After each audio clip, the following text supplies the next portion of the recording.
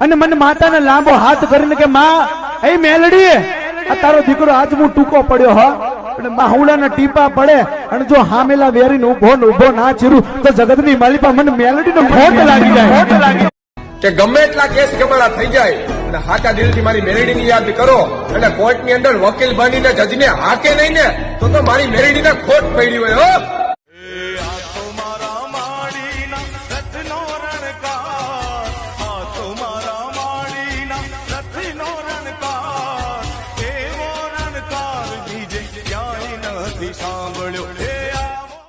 તારા એક ઘોડાના ડાબલે જો 18 પાદર ન આપું તો હું મામડિયા ચારણ ની ખોડિયા ન કેવા હો.